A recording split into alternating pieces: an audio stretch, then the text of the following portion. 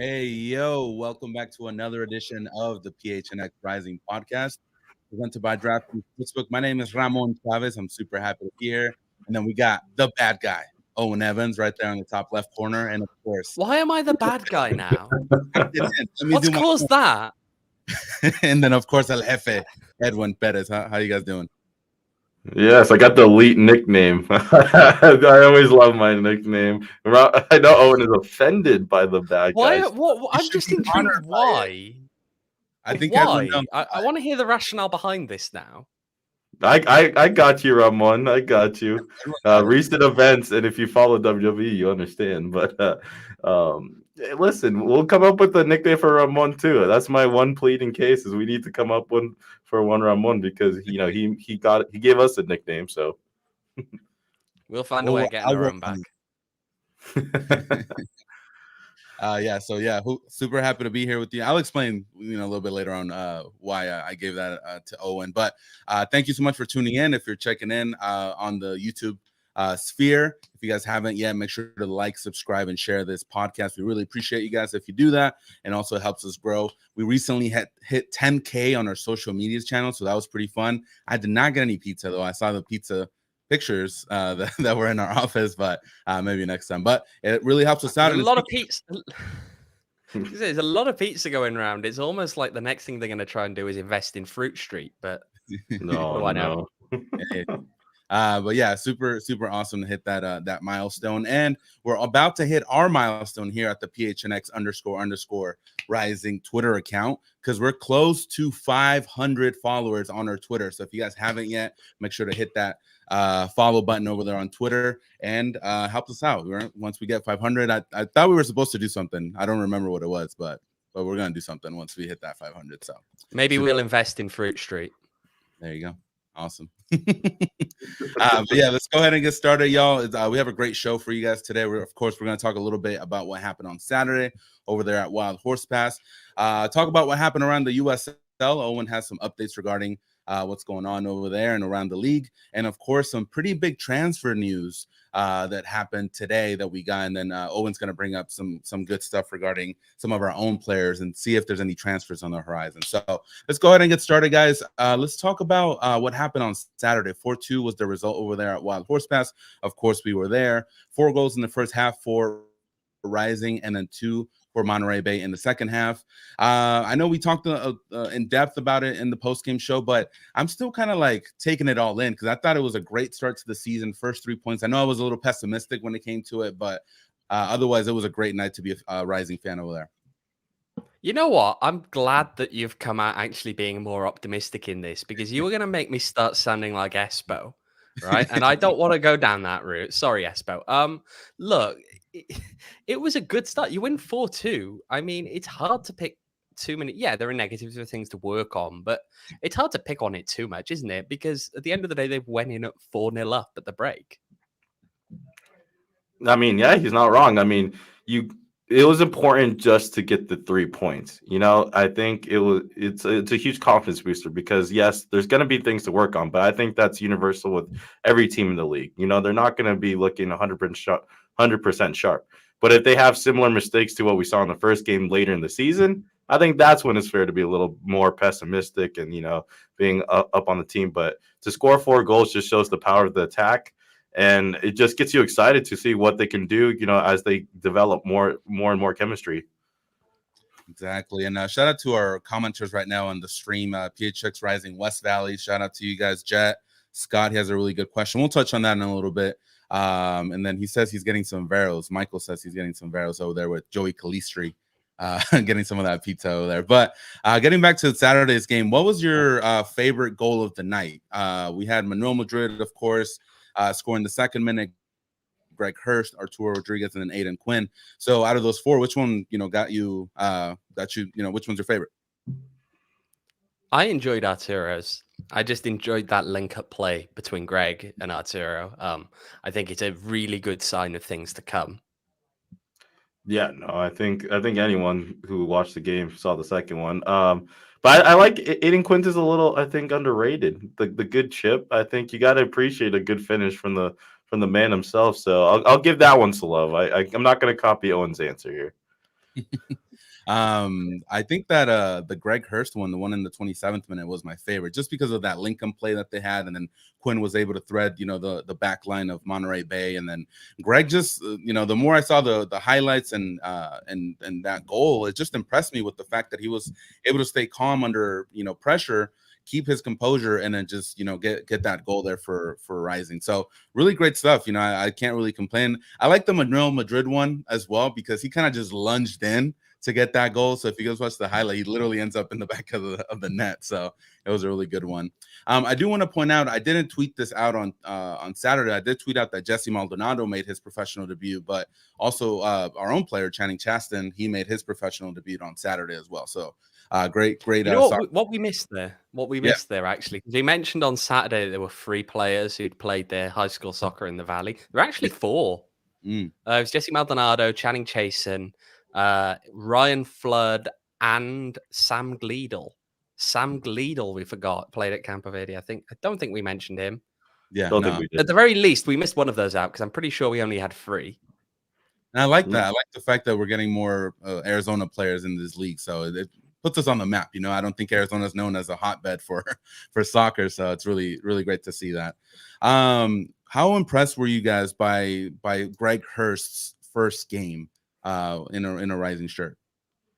Well, I kind of don't want to take away the thunder from Owain here, because he's the one who is saying Greg Hurst is my striker and all that. So, but I was thoroughly impressed, because that was the biggest question, I think, at least for me personally, heading into the season, was that number 9 spot. Since Rufat's departure last season, we were kind of lingering, trying to find that clinical guy, and so now that in his performance shifted our focus to not the number 9 spot, but worrying about what's going to happen in the center back and all that. So I'm very impressed, and I'm excited to see what he can do. But I also know, even if we have to go to the bench and he slips up a little, there's a lot of great options. So I think Hurst was just fueled by that competition too.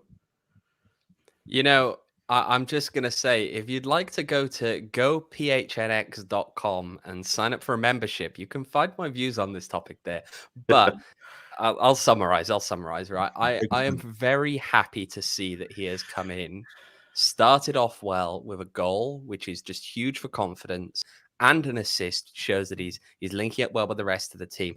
And he did actually have some involvement on that Manuel Madrid goal early on as well. He was one of the players that knocks it back goalwards. Look, I just think it's a great sign, the fact that he has come in, hit the ground running. And, we've got a guy who scored 9 goals in this league last season on the bench. That's just depth that we haven't seen at the striker position for a long time. And it's really exciting to see. Yeah, definitely great to see. And like you're saying, he was involved in 2 goals. And, I can't wait to see what he continues to do. Definitely a great start for Greg Hurst. Arturo Rodriguez, the man in the midfield, number 10. How great was he? I think he did spectacular as well. Oh, I mean, it's Arturo, right? We were wowed by him last year. I think the minute he signed, he shows up in preseason, and all the talk was, this is the guy who's going to displace John Baquero. And what we're seeing now is just he's hitting that kind of potential that we expected to see him hit in this league. We're seeing him as someone who is a versatile midfielder, who isn't just the guy that floats around up top, but can do so much more. And I'm really excited to see how he kicks on for the rest of the year.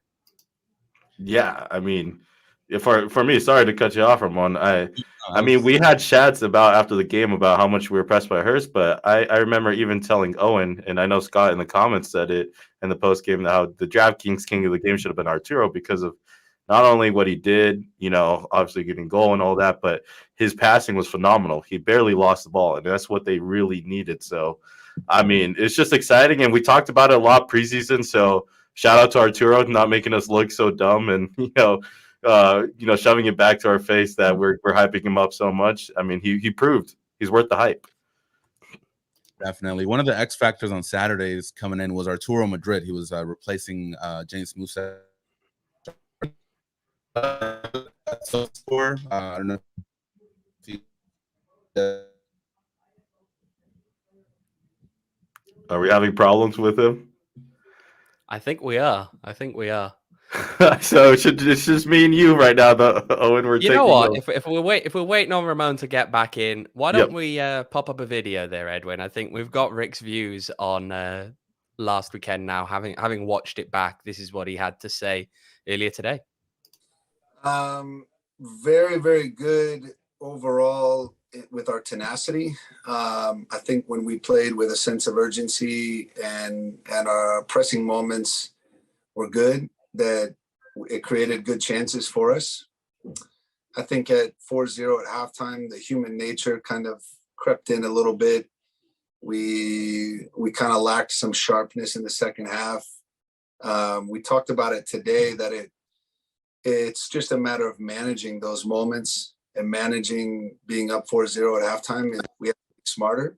I think if we were, you probably would have seen us play a little more direct, probably sit a little higher in a mid block and look to counterattack. But when you're winning 4-0, you don't have to make the game. And I think we continued to pass it back. We continued to try and build out of the back.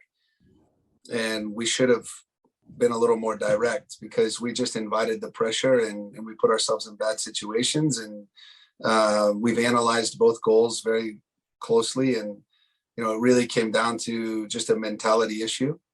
Nothing to really be concerned about because, like I said, I would take 4-0 at halftime in every game this and see how we manage it. Before we talk about that, we got to introduce our own boy Ramon back into the show. Sorry, Ramon. Welcome back. Yeah, I'm gonna have a talk with CenturyLink because I don't know what's going on over here. But yeah, what's going on? It's all that negativity on the weekend. You had to be put in a timeout. I'm paying for it. But he kind of showed us the video there, and he talked about how.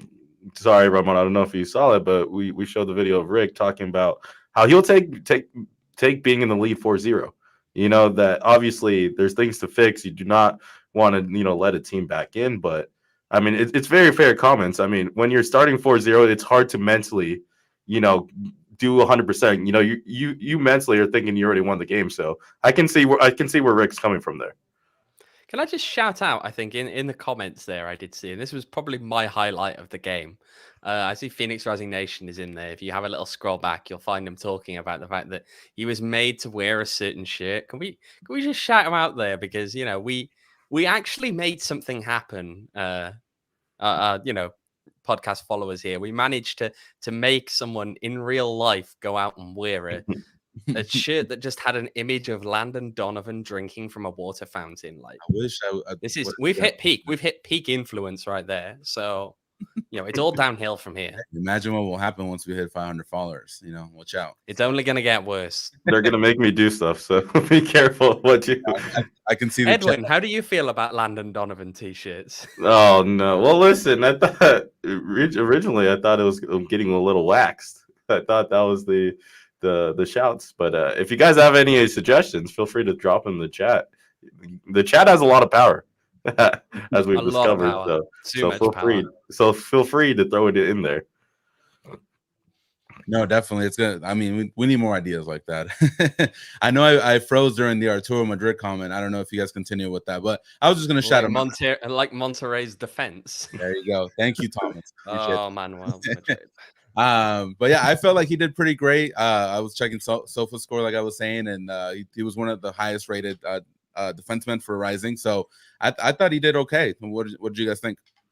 I think that Manuel was a decent performance. I know there are questions over quite how he linked up, you know, over on the left, and there was a talk about, you know, who does that come down to? Is it Babu? Is it Manu? I mean, look, he didn't do badly at all. He was a bit safety first, quite a few clearances. If you look, he made a couple of interceptions. You know, and he generally won the majority of his duels. Didn't do a lot in the air. Wasn't really challenged in the air. So, look, there are things that maybe, you know, he's not James Musa, right? And we have to know that. But he is a guy who you can turn to when James Musa's out, which, you know what, we've actually got another video clip lined up there, and we should probably hop into that. Ramon, do you want to introduce that one? Yeah, no. From today's press conference, Rick was asked if there was any update on James Musa, and yeah, let's see what he has to say. He's kind of hit and miss right now. It is a grade 1 hamstring. They said 7 to 10 days. He's not in training yet, so we usually don't put anybody available until they complete a full session. My expectations are that he might start slowly trickling in Thursday or Friday, so it's mostly questionable. I'd expect we're seeing Manu on Saturday based off that answer. That's what I'm getting.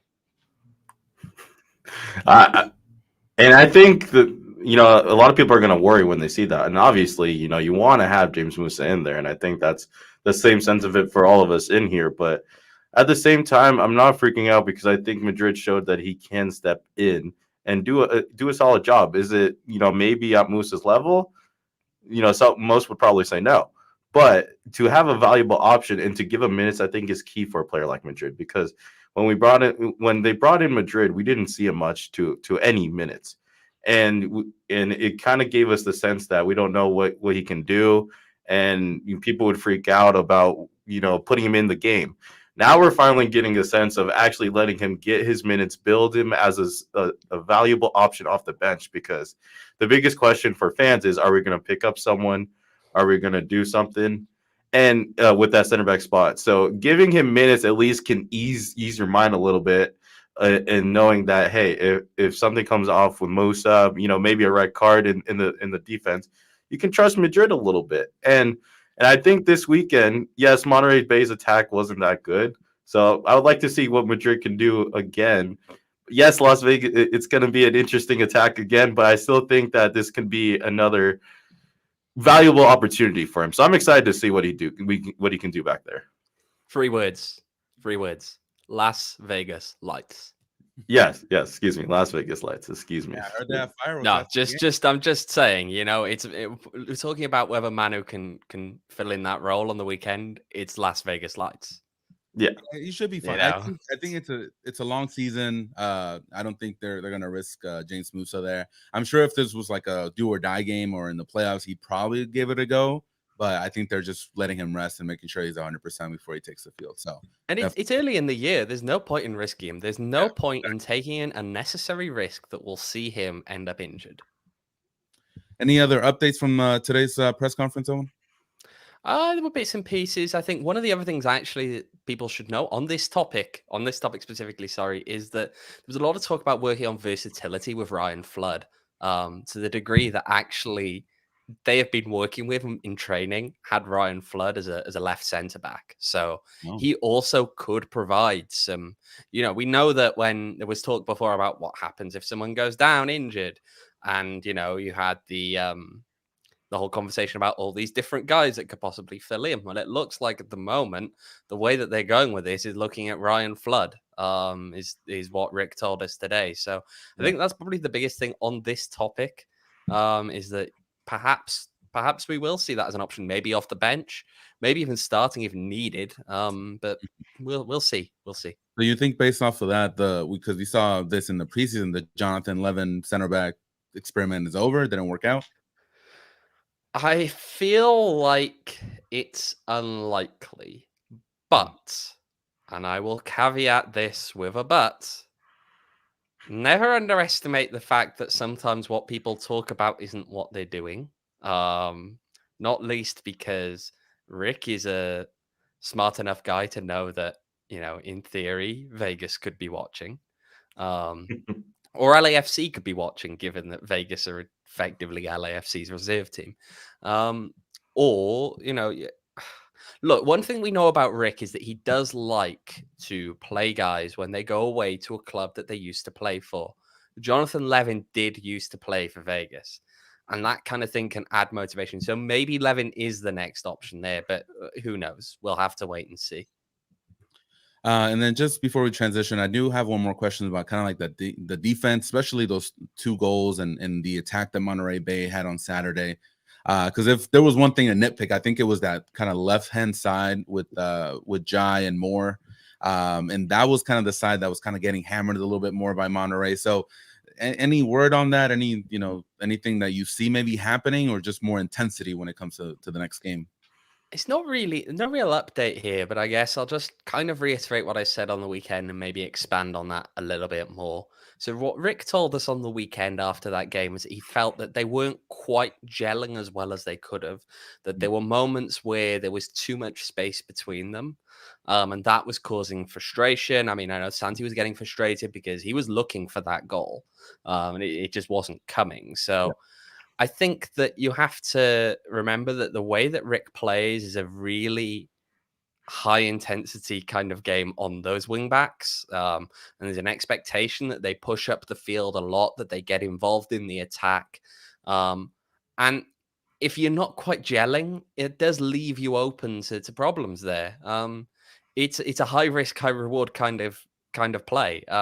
We saw it in 2020. I think there were multiple times where we looked at it and felt that from an outside perspective, it felt like Darnell King's positioning wasn't as good as it could be in that system. That he was perhaps a little bit slow on times to track back. He came back in 2021 and was significantly better. I think that, you have to consider that there are going to be teething problems given the way that they play. Yeah, definitely. And Scott mentioned this at the beginning of the show. He said, Njai and Santi seemed frustrated for the last 30 minutes and probably why we got those changes towards the end of the game. So definitely. Do you expect any big changes heading into Las Vegas? I know we're going to talk about it more Thursday, but just a little tidbit, maybe to feed the crowd here. At this point, no, I don't think. I think the thing you have to remember is that there's no midweek games to justify making changes. There's no kind of need for rotation in that way. And I don't think there was a huge amount that stood out as wrong in that first hour of the game against Monterey Bay. So, when you sit down and look at it that way, I guess the question is, why would you change? Definitely. Edwin, thoughts on the USL team of the week? We had Hurst and Aiden Quinn making the starting 11. I don't know how it worked, but I saw Arturo on the bench, so I don't know if to take that as a bad thing or a good thing, but how'd you feel about that? You see, my question with that is who's filling in that? Like who's voting on that? I know Owen might have a better answer because he was on Twitter already shouting about it. But I mean, it's good to see Hurst included in there and Aiden in there. But Arturo, man, just a heck of a performance, and I think he should be one of the names that they fill in every week at this point. But I know Owen had a little bit of a swift on Twitter about this. You're making me look this up now just to check because I know one of the things, but I'm not entirely sure about the other. I know that Player of the Week comes from a short list, and the shortlisters, send this name on of a couple of the players who are in the Team of the Week, and it goes to the National Media Panel, which up until now was a bit of a mystery as to who exactly was a part of it. We just learned, by the way. Shout out to Arizona Sports' Jake Anderson, who we can definitively blame now for every time a rising player does not actually win an award. We know who to blame now. It's great. We know who to blame. Not us. Yeah, it's not us. It's not us. We don't vote on that, guys. Don't blame us. It's not us. But I still don't have an answer on the Team of the Week. Give me a second. I'll find you one. Yeah, while we wait on that, yeah, definitely. I'm glad at least Greg Hurst got recognized for his game. He had a fantastic game. Arturo could have easily made it as well. I think Michael says he can't put 3 from the same team in. Last time I saw the list, I think they had 3 from Sacramento because they had a great game to start. So, maybe that's something that Rising will be able to do in the future. So, Arturo's on the bench. Jake Anderson's fault. Owen is responsible for the beer. Yeah, I can't find an answer, by the way, as to who picks the Team of the Week, just the Player of the Week. So I think that we can justifiably blame all of this on Jake. Let's go ahead and do that. We'll clip this clip and then send it to him. All right, y'all. So yeah, some great stuff this past Saturday. Really, happy to see the crowd there. Like you're saying, we had the beer. There was some vendors there with some food. Great stuff over there. Let us know how your experience was in the comments if you guys had a good time. And then Owen, just for a little heads up, you're gonna be in Vegas, right? Yeah. I'm sure Edwin will go. And Vegas away trips just get tiring. After a while, they're just tiring because the stadium is. I want to get into this on Thursday. Let me get into this on Thursday because I've got some thoughts. All right, we'll wait on that one. But a lot of thoughts on that club. Oh, y'all better be ready for that one. But yeah, before we continue with our next segment, I do want to talk about DraftKings Sportsbook. So if you guys haven't downloaded the app, what are you waiting for? DraftKings Sportsbook is one of the best sportsbooks apps of here in the U.S. And, you know, with the NCAA March Madness starting, this is the time where you want to download. So if you're a new customer, you can bet just $5 on any team to win and get $200 in free bets if they do. Yep, it's that simple. If they win, you win. DraftKings Sportsbook customers can also bet on college hoops with same-game parlays. You got NBA. Also, I was really happy to see the USL on DraftKings Sportsbook. So if you guys want to throw some parlays on there, you guys can do that as well. Combine multiple bets from the same game for a bigger payout. The more legs you add, the more you can win. DraftKings is safe, secure, and reliable. Best of all, you can deposit and withdraw your cash whenever you want. Download DraftKings Sportsbook app now. Use promo code PHNX. Bet $5 on any college hoops team to win and get $200 in free bets if they win. If they win, you win with the promo code PHNX this week at DraftKings Sportsbook. You do have to be 21 and over. Arizona only. Gambling problem? Call 1-800-NEXT-STEP. New customers only. Minimum $5 deposit. Eligibility restrictions apply. See DraftKings.com/sportsbook for details. And Owen, you had something regarding the USL odds, right? Because the week number 2 for USL is starting early. So let us know what's going on with that. Yeah. So you know, had a bizarrely good week on the betting front. Well, if I hadn't, you know, four of my 5 picks on Saturday and Sunday actually were correct. So clearly I know something. Which is questionable normally. So yeah, I was looking up because the odds are already out there for tomorrow's game. So tomorrow night there is a game, and it's going to be Atlanta 2 against New York Red Bulls 2, which is, I'm sure all of you can tell, absolutely a thrilling matchup, doesn't it? I mean, guys, aren't you just on the edge of your seats looking for that game? Oh, absolutely. Can't wait. It's really great. I mean, what's better than watching 2 reserves teams slug it out? But I cancel you my can bet on this game, and I was actually Ooh. impressed with how many options there were on the app for betting on these USL games. Now, I'm trying to be a little bit out there with my pick for what I'm going to go for. I'm not trying to go for the stuff that, you know, is heavily favored. I'm trying to find the good deals. You can bet on the number of goals that you're going to see overall between the 2 teams. And so one of the options, I mean, these are 2 teams that do not score many goals. Last season, Atlanta 2 scored 47 goals in 32 games. Red Bulls 2 scored 42 goals in 32 games. Both of them were poor on the weekend. They only mustered 1 shot on target each. I don't see this being a high-scoring game. So if you're looking at one of the options is anything other than 3 to 5, that comes in at plus 100. Or if you want to be a bit more adventurous, if you think there's going to be 1 or 2 goals in this match, you can get plus 220 on that. So that's the one I'm going for. Lock it in. Lock it in. And don't come blaming me if you lose. Yeah, if you lose, you see it on the screen. At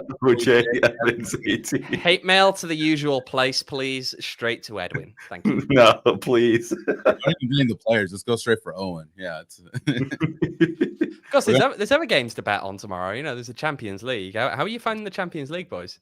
It was a great time. Renan Lodi, what a goal, the Brazilian today, taking out Man United. I had my shirt ready. I was like, I'm going to wear it on the show. I'm going to rub it in because I know Man U's going to easily. They're at home. They had a great game this past weekend. No, that's what they do. That's what they do to their fans. They hurt them. So, but yeah, we'll see. We'll see what happens. No Messi, no Ronaldo. You're wearing. I was going to say, instead you're wearing the PHNX Rising shirt there, which is a great investment with your gambling winnings, if you ask me. Exactly. So if you guys haven't gotten your shirt yet, you can go to phnxlocker.com and purchase it there, and it helps us out. And plus, you look good wearing it. So I think at least, you know, that's what I've been told. But I'm just playing. But yeah, we'll see what happens with the Champions League. So moving on, we got some big news today regarding the transfer market. Sorry. We had, you know, one of the Orange County players, actually a big move. It actually got on ESPN. They wrote a whole article about that. So, Owen, can you let us know what's going on with that transfer news? Yeah, so ESPN reporting today that Orange County's Ronaldo Damas could well be on the move. Off to Sweden by the looks of things, off to a team. I'm probably going to butcher this, Sundsvall. I've probably butchered that, but I'm pretty sure that's where As far as Yeah, Lasse no, no, Tampa like- Bay went. Yeah, I don't know. I don't speak Swedish. But it looks like that could be a six-figure deal. So pretty good chunk of change with a sell-on clause attached and other incentives. Look, he's 22 years old. I mean, full disclosure, some of you know that obviously I was at the USL Championship final in Tampa back in November. I voted for Damas for final MVP with the media vote. If they hadn't have come around in like the 60th minute, I'd have probably voted for Patrick Rakowski. But they came around early, so I voted for Damas, and he did ultimately win it. He got 14 goals last year in a season that was short for him because he missed part of it for the Gold Cup off of Haiti. He's 22 years old, 4 goals in the playoffs as well, including that brace in the final. Look, I think this is something that Orange County are going to keep doing. When I was sitting in the room with management with them after that game, they were talking about how, if people came in, they weren't going to say no. They weren't going to turn away, a good offer if it came in for him, because that's something that their club is kind of embracing as an identity, really. They're bringing in these young players and they're looking to move them on, and they're allowing themselves to become a stepping stone club, which, on the one hand, you might not want that. A lot of people want their club to be there just simply to fight for bringing the title back. But, that helps. Those kind of moves do help. We're talking of a 6-figure deal, which for a USL club, that's a lot of money. That's a real lot of money. And even a sell-on clause, you sell a guy for another 6-figure, there's a good chunk of another player's wages for a year, possibly. This is big stuff. Yeah, no, definitely. And reading that article, it stated that he was at the FC Dallas Academy for a little bit. So it's just another example of that Dallas Academy, just turning out these players that are going overseas. So definitely great to see that. So such as I think a good player for us to segue back to. Ooh. Who else came from that Dallas Academy? See, I'm thinking of this. Who else came from that Dallas Academy? Chat section, help us out. Come on, guys. You know the answer. I know the answer. I thought Ramon was gonna tease it in. I'm blanking out here. Go ahead, Edwin. What's up? No, I said I'm blanking out. Go ahead, Edwin. Talking about the main man, numero 10. Arturo Rodriguez. Arturo Rodriguez, numero 10. The god himself. Only 23 years old. So not that much older than Damas. So what's going on that forefront, Owen? We had a little bit of a talk about, what that Rick had seen from him this season, and I may have stirred the pot a little bit as well, and brought up the idea that what happens if a suitor comes in for him in the middle of the season, and we do actually have a video for that. So, Edwin, you want to go ahead and roll that? Well, I challenged him this year to score more goals, and he's off to a good start. So I think that if you look at the three, you could say that there's, some traditional characteristics in the balance of the three midfielders. You've got a defensive midfielder in Kev. You've got a box-to-box guy in Aiden Quinn, and then you have a very creative attacking number 10 in Arturo Rodriguez. The way that I speak to them and the way that we train as a group, they all have multi-tasks in the way that they fit into the roster and into the team in the midfield. The fact that Arturo has accepted the amount of defending that it requires and the tenacity that you have to play with here makes him extremely valuable to me, because he's not just what we call a luxury number 10. He's not just a player that's going to float around and try and create goals. This kid will do it all. He spent all last year in the gym working out to get stronger. And I think you're seeing that. He's pushing people off the ball. He's winning the ball in higher positions. And he hasn't lost his creative flair. So like I said, I think Arturo is one of the better attacking midfielders in the USL, not only because of attacking, but because of how much of the other things I require him to do as well. And I think that's what's modern day football is. There are no more luxury players in modern day football. Do you worry that you might have to ward off some suitors for him during the season? All right, if you're making an offer, it's going to start at a high number. Worried? No. I mean, this is what it's all about. I would love for our players to get opportunities to go to higher levels. We feel that the investment that the club makes in the player and being competitive and trying to win, the player feels, obligated to the club as well. And then if a good business decision comes along and, somebody wants to buy one of our players, we'd be crazy not to listen. I mean, I don't want to ever lose any of the guys. I love them all. And, but I also would love to see them get chances at the highest levels and to make their dreams. And until we're there, I think it's okay. Really, really great answers there from Rick. And I think it kind of puts, the question out there. Is Arturo going to be here past the end of this year? Well, he is under contract, which we didn't know. But it came up in later questioning in there, and Rick kind of hinted at that. He's not going. He's still here, and if he was in a contract year, that would fit into some of the discussion over whether they were going to look to try and get something for him, and sell him on. But he's not in a contract year, so let's wait and see. I mean, I know Michael's saying there, if Damas is 6 figures, imagine what they get for Arturo. I would say just little word of caution there. Bear in mind that 6 figures covers a lot of ground. There is a big difference between a guy who is $100,000 player and a guy who's a $500,000 player.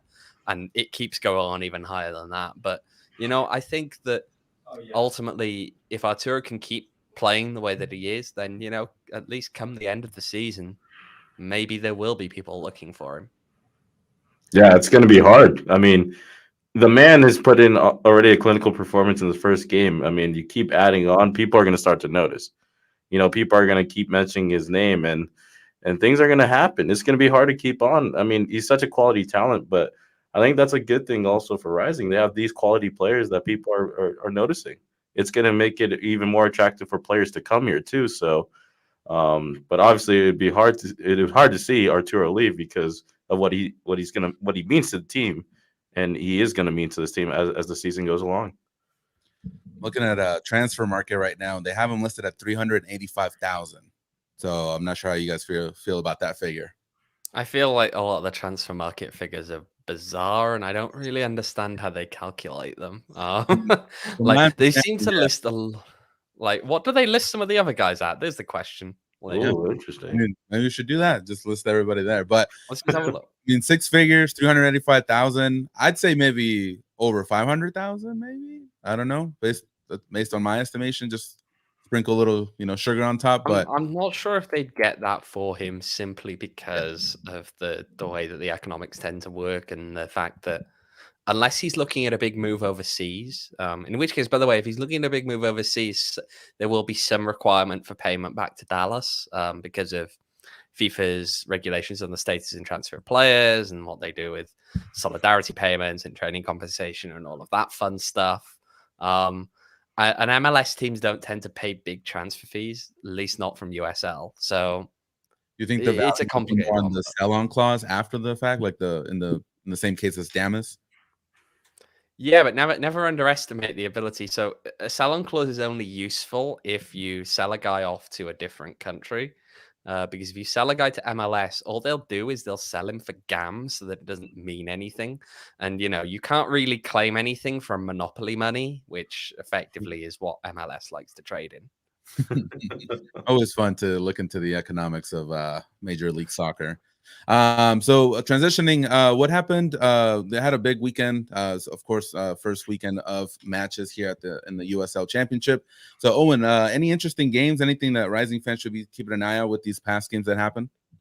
Right, so I've got a list of things that I thought were interesting this weekend. I'm just gonna run through the highlights, and then if you guys wanna hop in, then let's do it. But let's start with the player of the week. Let's start with Dane Kelly. That was his 100th goal in this league.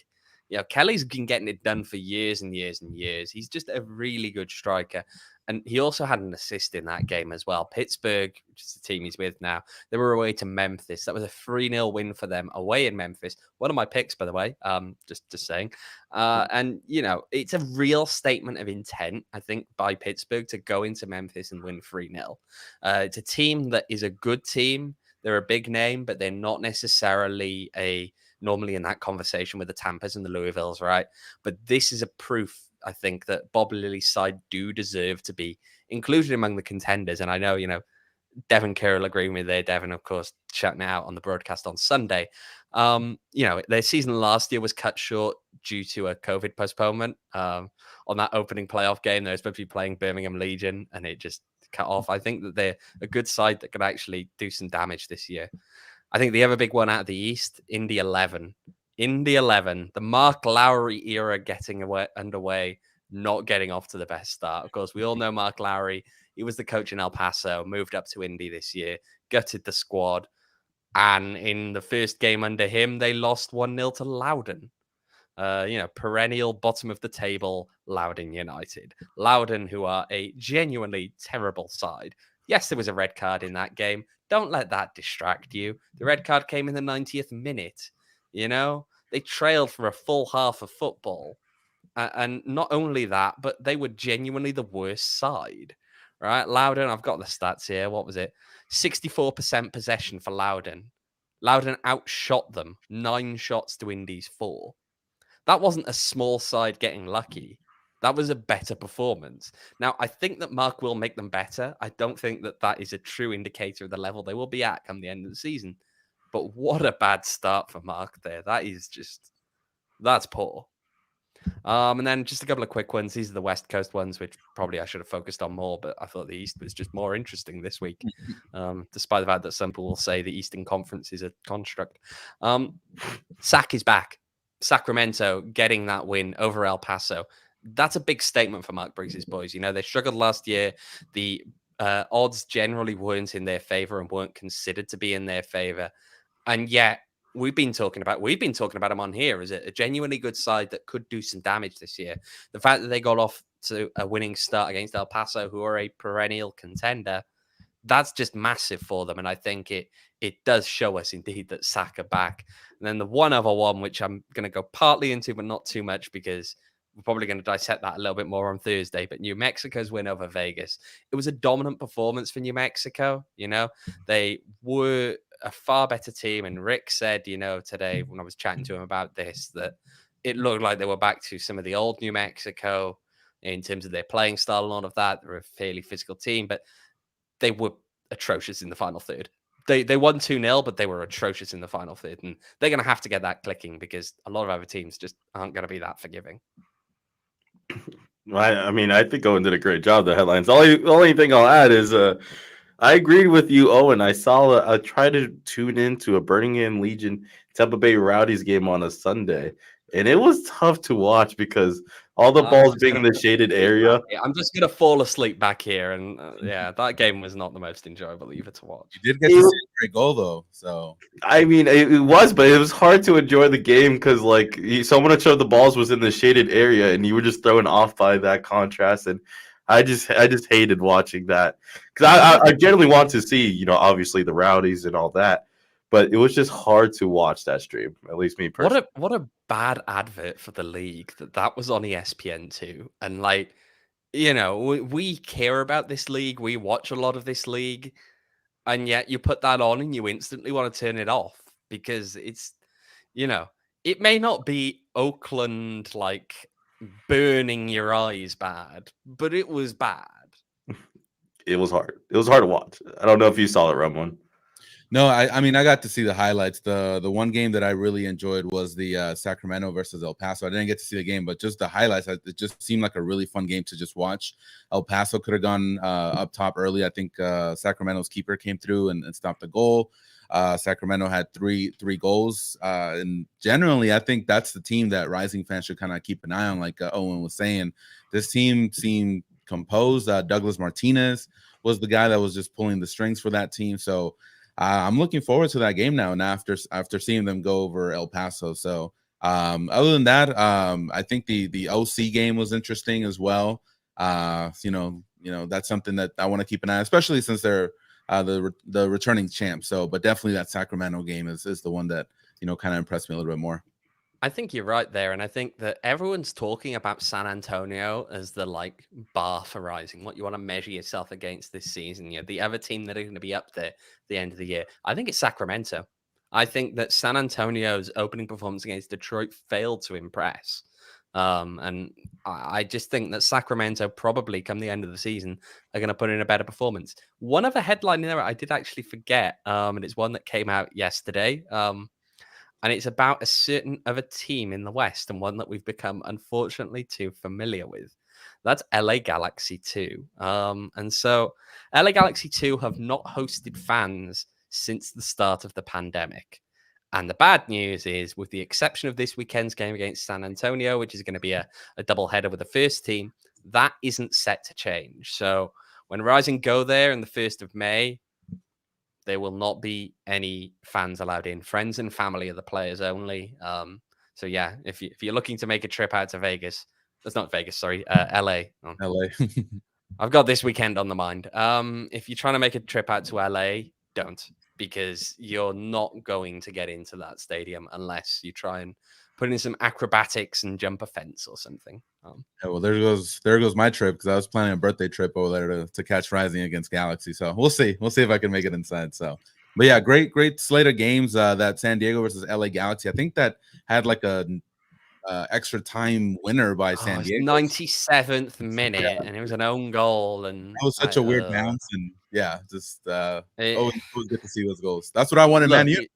But you love it if you're a fan of that team, but the one thing I'll say is that's not an indication that you're actually a good team. Okay, there's a long way to go. True. And if it takes that, it's just not an indication. I'm sorry, San Diego fans. It's just not a good indication that your team is that good. I did want to ask you guys one question before we kind of wrap things up here. No other team scored as many goals as Rising, especially in the first half. Does Rising have the most potent offense in the league? I know it's only week 1, but is that fair to say? When don't they? I'm literally going to leave it at that. When don't they? You look at some of the trios that Rising have had up top, and just when don't they? The problems that they have typically come with the fact that sometimes they do slow down at times. And when they do, they get really frustrated because they're used to scoring a ridiculous number of goals. But at the end of the day, look, Rising now top of the Western Conference, I believe, because of that goal scored. The interesting thing, there's actually been a slight change to the way the standings are calculated this year. Head-to-head comes first, and then in-conference performance comes first. And then you move on to the old school wins and goal difference, all of that. But yeah, it's exciting. This is a team that scores a lot of goals. They always are, Rick always prioritizes that. He always wants to go out and just score a shed load of goals. So I wouldn't be surprised to see once again, come the end of the year, they're right up there. He wants that 100-goal mark. He wants to hit it. But I'm not going to jinx him, as Phil said in the chat. Don't worry, we're not here to jinx the team's kind of mojo and all that. But I think it's helpful for the attack when 4 goals came from not Santi Moore.